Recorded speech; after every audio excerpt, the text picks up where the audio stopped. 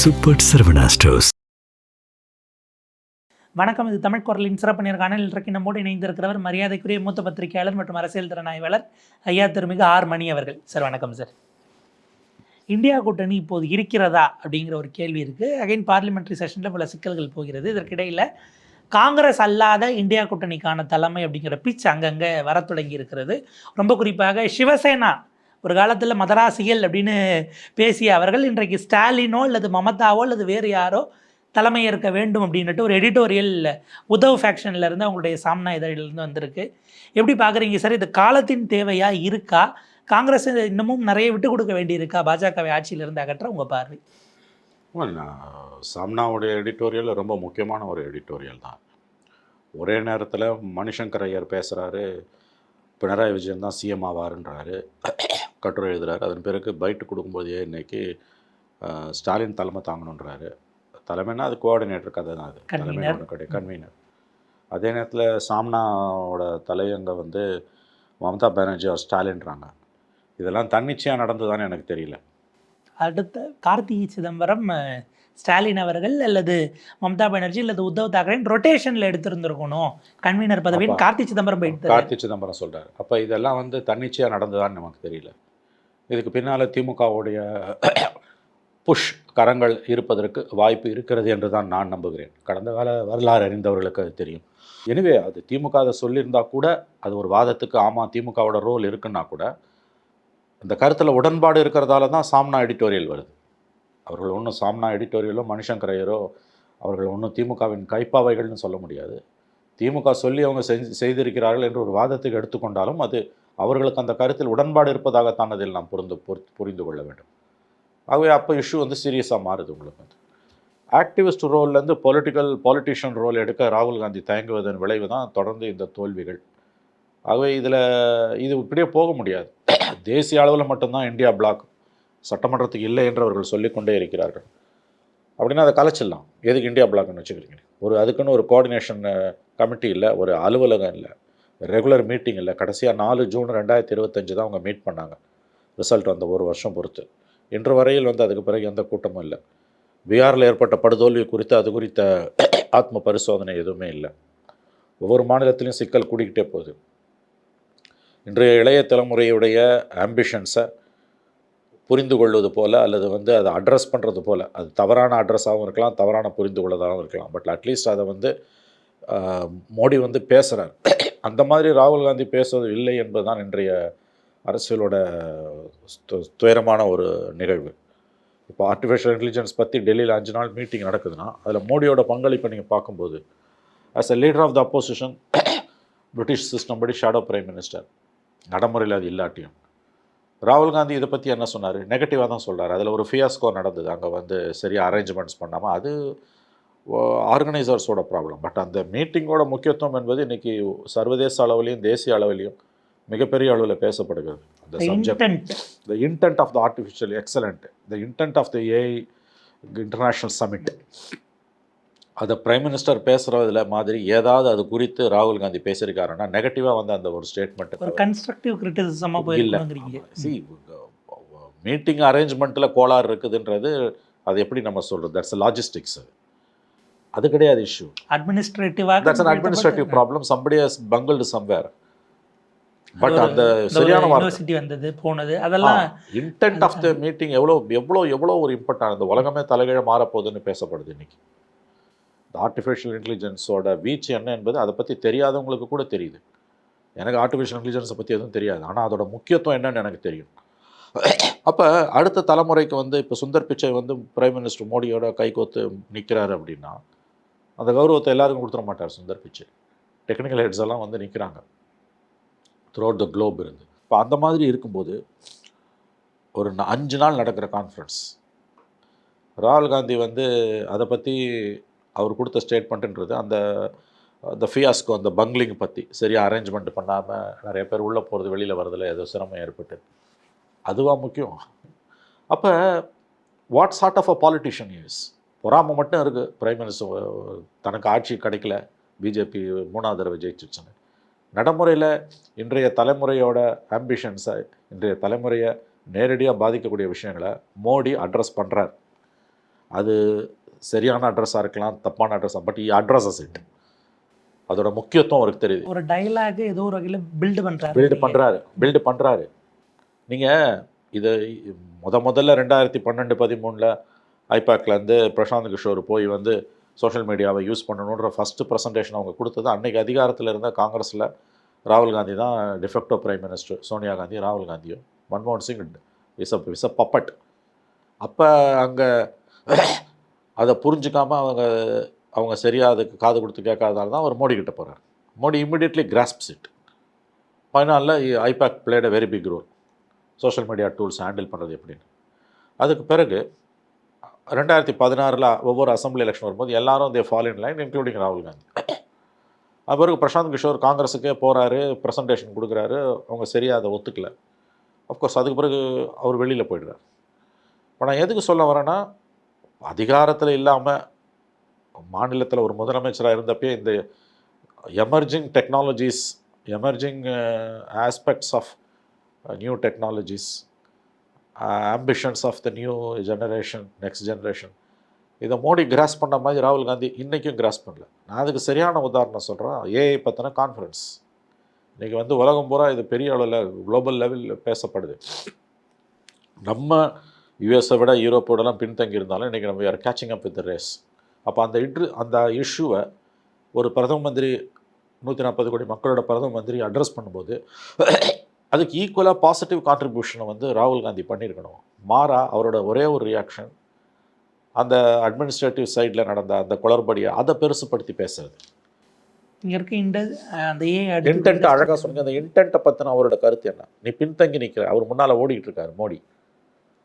ஒரு பர்சனாலிட்டியை வந்து அவர் மீது வைக்கக்கூடிய ஒரு குற்றச்சாட்டு, இது ரொம்ப சிறுபிள்ளைத்தனமாக கூட சில பேருக்கு படம், இது ரொம்ப சைல்டிஷ் இஷ்யூ நான் பேசுகிறேன்னு நினைப்பாங்க. அப்படி அல்ல. சைக்கோஅனலிட்டிக்கில் பார்த்தா இது ரொம்ப முக்கியமான விஷயம். ஒரு ப்ராப்பர் பர்சனாலிட்டி இருக்கணும். ஒன்று நீ பியர்டுக்கு இப்போ போட்டேன்னா எப்போயும் பியர்டு இருக்கணும், இல்லை க்ளீன் ஷேவன்னா எப்பவுமே க்ளீன் ஷேவன் இருக்கணும். கொஞ்ச நாள் பியர்டு, கொஞ்ச நாள் shaven, that is not your personality. அதாவது இது வந்து ராகுலோட ஆளுமையோட ஒரு அறிகுறி. இது ஒன்றும் குற்றம் இல்லை. நீங்கள் பார்த்தீங்கன்னா மோடி வந்து எப்பயுமே வந்து ஒரே பர்சனாலிட்டி. ராஜீவ் காந்தி வாஸ் ஒரே personality, Nehru was one personality, மன்மோகன் சிங் ஒரே பர்சனாலிட்டி. கொஞ்ச நாள் தாடி வைக்கிறது, கொஞ்ச நாள் சேவ் பண்ணுறதுன்னு வருது பார்த்தீங்களா. ஆக்சுவலாக அந்த ஆஸ்பெக்ட்லேருந்து நீங்கள் ஒரு மனிதனோட சைக்கோஅனாலிட்டிக்கல் ப்ரொஃபைலில் புரிஞ்சுக்கலாம். நான் சொல்கிறது வந்து பல பேருக்கு இப்போ கோபம் வரும், புரியாமல் இருக்கலாம். நான் ரொம்ப நுட்பமாக பேசுகிறேன். அதுலேருந்து ஆரம்பிக்குது. அது குறைன்னு அப்படி அது கூட சொல்லலை, அதுலேருந்து ஆரம்பிக்குது.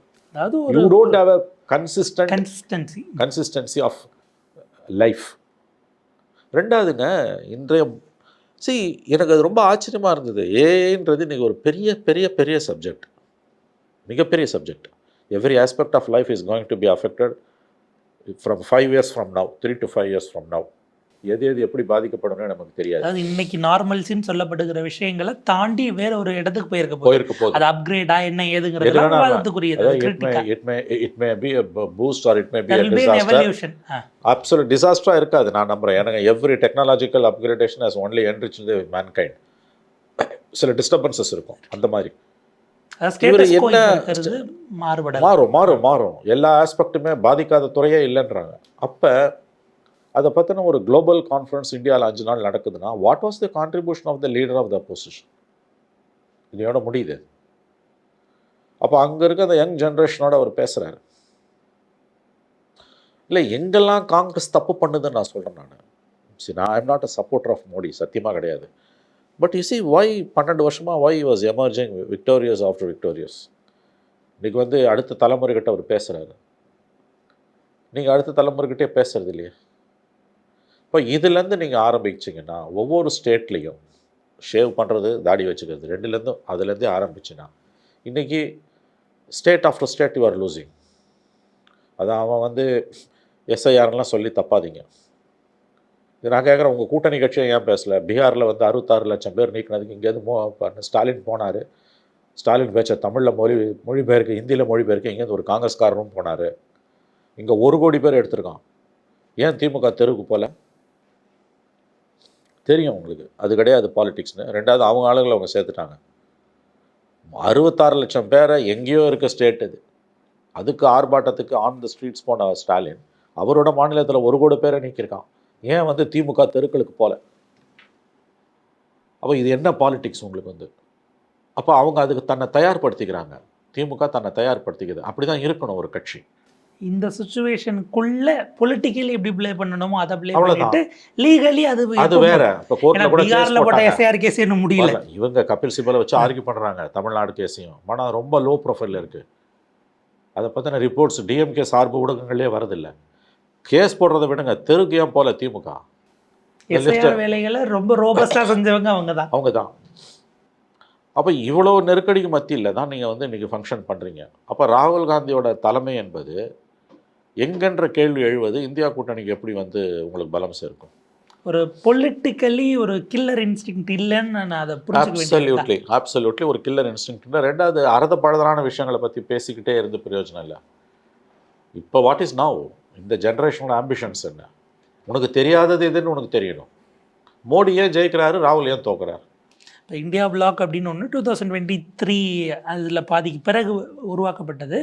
பட் அதற்கு பிறகு பல விஷயங்கள்லையுமே கூட பார்லிமெண்ட்டுக்குள்ளே ஒரு கன்சென்சஸை அவங்களுக்குள்ளே கொண்டு வர முடியலையோன்னு ஒரு கேள்வி. ஆமாம், இப்போ மோடி 3.0ல இப்போ வந்திருக்கக்கூடிய இந்த பார்லிமெண்ட் செஷனில் ராகுல் காந்தியை பேச விடாமல் பண்ணும்போது வழக்கமாக ஸ்பீக்கர் போடியம் கிட்ட அது மேலே ஏறி நின்று அமங்கலம் பண்ணக்கூடிய திமுக எம்பிஸ் ஒருத்தர் கூட கிட்ட போல. சஸ்பெண்ட் ஆன 8 பேரில் ஒரே ஒருத்தர் தான் சிபிஎம், மற்ற 7 பேர் காங்கிரஸ்காரன். ஏன் DMK 22 MPs why they kept aloof? Because they were instructed. ரொம்ப பூசிக்காதீங்கன்ட்டாங்க.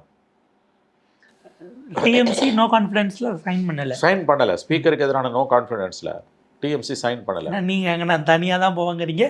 வரனால அவங்க சேர்த்துக்க மாட்டாங்க. டிஎம்கே பாலு சைன் பண்ணார். ஆனால் அந்த டிபேட்டை இனிஷியேட் பண்ணும்போது அவனை சபைக்கே வரல அவர். அப்போ டிஎம்கே ஸ்டார்டட் கீப்பிங் எ சேஃப் டிஸ்டன்ஸ், கான்ஷியஸ் டெசிஷன். அப்போ இந்தியா பிளாக்ன்றது ஒன்று இல்லை. நடைமுறையில் இந்தியா பிளாக்னு ஒன்று கிடையாது. இன்றைக்கி தமிழ்நாட்டில் திமுக கூட்டணின்னு தானே நீ பேசுகிற, ஏன் இந்தியா கூட்டணின்னு பேச மாட்டேன்ற? அது திமுக தலைமையிலான மதச்சார்பற்ற முற்போக்கு கூட்டணி எல்லா பேரையும் சொல்லிக்கிறேன். எஸ்பிக்கு போயிடுறாங்க தவிர செக்குலர் ப்ரோக்ரஸிவ் அலையன்ஸ்னும் போதே வந்து இந்தியா கூட்டணின்றதை நீங்கள் வந்து கீழே போட்டு மிதிக்கிறீங்க. பீகாரில் இந்தியா கூட்டணி தானே சொன்னீங்க, ஏன் தமிழ்நாட்டில் சொல்ல மாட்டேன்றீங்க? அப்போ ஒவ்வொரு ஸ்டேட்லேயும் இதுதான் வந்து உங்களோட நிலைப்பாடு. கலிகாலத்தில் இப்படி ஒரு தலைவர் கீழே வேலை செய்ய பெருமைப்படுறோன்னு சொல்லி சொல்கிறார். திமுக காரனே வெக்கப்படுற அளவுக்கு அங்கே போய் நீங்கள் சொரிஞ்சு விட்டுட்டு காங்கிரஸ் எப்படி உருப்படும்? அது ஏன் உருப்பிடணும் நான் கேட்குறேன். அது அவரை தான் சொல்கிறாரான்னு தெரியல. மாணிக்கம் தாகூர் ட்வீட் அவரை தான் சொல்கிறாரு, அரசவை கவிஞர். ஆமாம், அப்படிங்கிறது அரசவை கவிஞர்னா யார்? ஜிங்சாக்கு. அது திமுகவில் மெர்ஜ் பண்ணிடலாம். எதுக்கு வந்து அதிகாரத்தில் பங்குல வார்த்தை எல்லாம்? அப்போ காங்கிரஸ் இஸ் ஃபினிஷ்டு, அவ்வளோதான். அது ஒரு ரீஜெனரேஷன்றதுக்கான சாத்தியக்கூறுகள் நியர் ஃபியூச்சரில் இல்லை. சாப்னா எடிட்டோரியல்ன்றது வந்து காலத்தை எழுதப்பட்ட ஒரு எடிட்டோரியல் தான். ஏன்னா நீங்கள் வந்து அடுத்த பார்லிமெண்ட் எலெக்ஷனுக்கு இப்பயே தயாராகணும். அது அவன் தயாராகிட்டான். அவர் பீகாரில் முடிச்சு வெற்றி விழாவில் போயிட்டு இங்கேருந்து கங்கை நேராக போய் பெங்காலுக்கு போகுதுன்னு பேசுகிறாருல்லங்க. முடிச்சு ரிசல்ட் அனௌன்ஸ் ஆகிருக்கு, அன்னைக்கு சாயங்காலம் பேசுகிறாரு. அடுத்த எலெக்ஷனுக்கான அந்த போர் முரசு அறிவிக்கிறாரு. ஃபாரின் டூர் ஏதாவது போகிறாருன்னா எலெக்ஷன் முடிச்சு போலிங் முடிச்சு அடுத்து எங்கே நடக்குதோ அங்கே ஷெடியூலை போட்டுட்டு போயிட்டே இருக்காங்க அவங்க.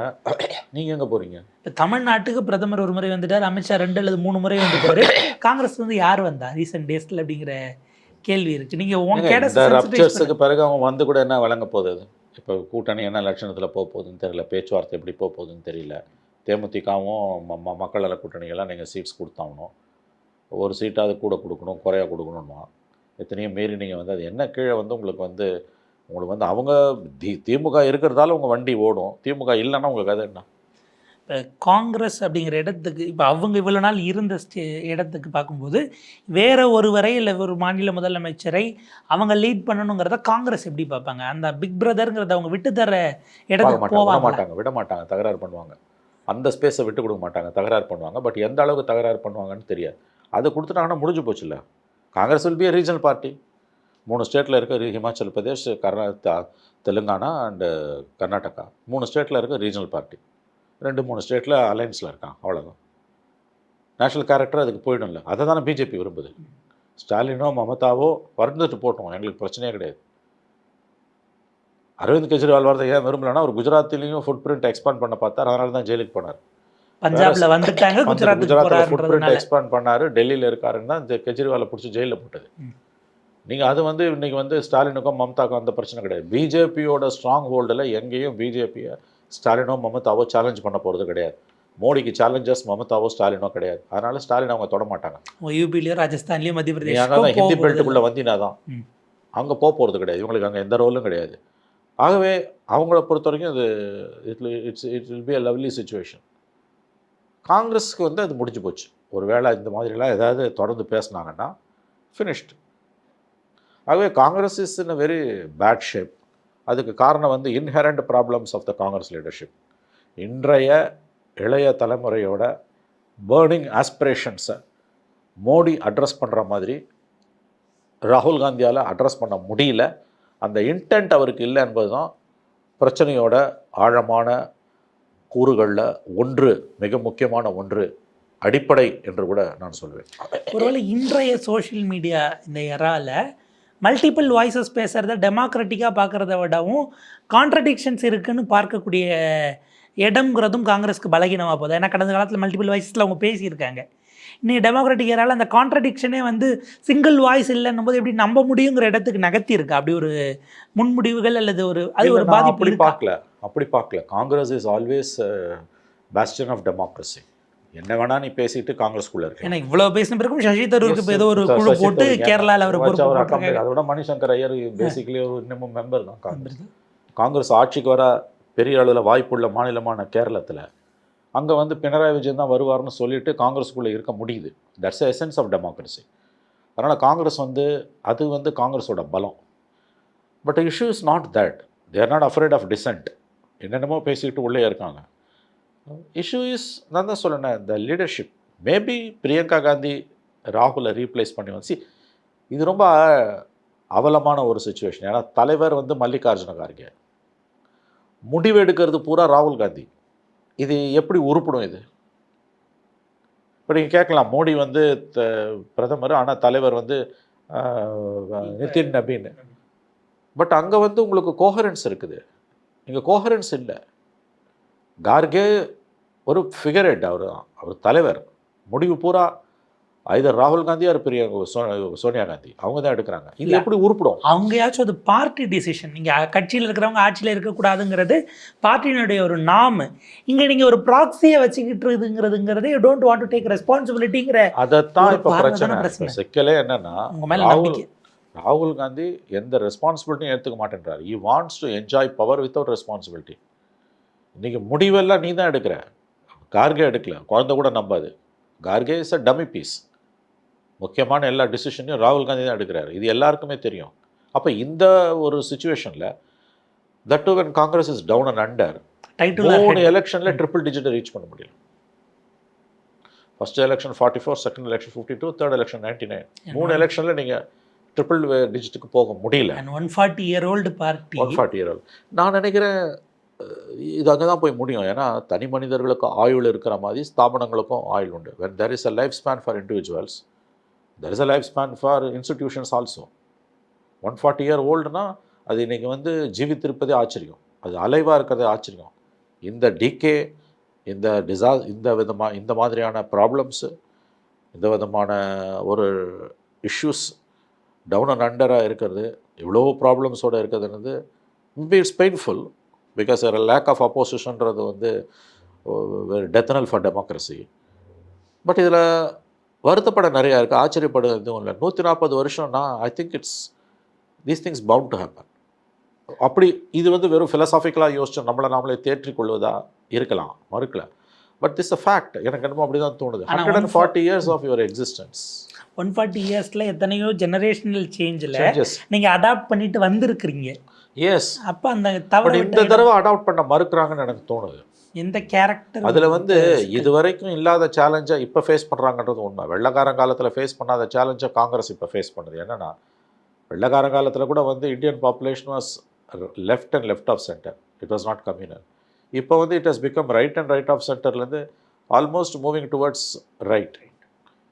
Dangerous situation. நீங்கள் இது இப்போ வந்து பிஜேபியோட அசெண்டன்சின்றது வந்து தனி மனிதனுடைய சாமர்த்தியம்லாம் பார்க்கக்கூடாது. அது ஆஃப்கோர்ஸ் அது காலத்தே கொடுக்கப்படுகிற ஒரு கொடை.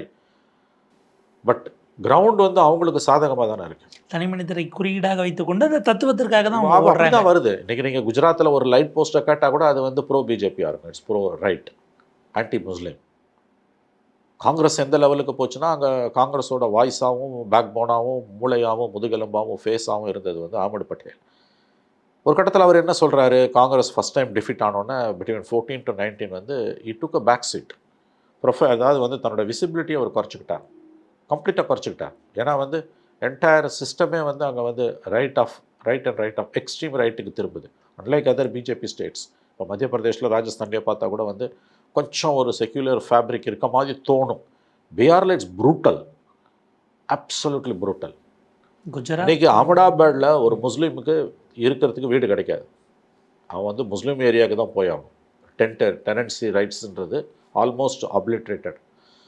அக்ரிமெண்ட் கொடுக்க மாட்டான், வீடு கொடுக்க மாட்டான். அதாவது வந்து ஒரு வாரம் 10 நாளைக்கு தங்குறதுக்குன்னு போவாங்க. ஹோட்டல்ஸ் சொல்லலை, வீடுகள். ஒரு பைலட் ஆஃபீஸரோட ஸ்டோரியை வந்து ஒரு முறை பேசும்போது, பர்சனலாக பேசும்போது பி. சிதம்பரம் ரிப்போர்ட்டர்ஸ் கிட்ட சொல்லிட்டு இருந்தார், நான் கேள்விப்பட்டேன். அது கடைசியில் வந்து அந்த ஹவுஸ் ஹோல்ட் லேடி வந்து அவரோட பேரை வந்து ஒரு ஹிந்துவாக போட்டு தான் அந்த ஹவுஸ் ரெக்கார்ட்ஸையே போட முடியுது. Tenancy rights agreements. அங்கே நீங்கள் வந்து நான் வெஜிடேரியன் ஃபுட் வந்து ஒரு ஹோட்டலில் உட்காந்து சாப்பிட்றீங்க, ரெஸ்டாரண்ட்டில் வந்து ஆம்லெட் இருக்கான்னு நீங்கள் கேட்டுட்டிங்கன்னா 4 பேர் உங்களை திரும்பி பார்ப்போம்.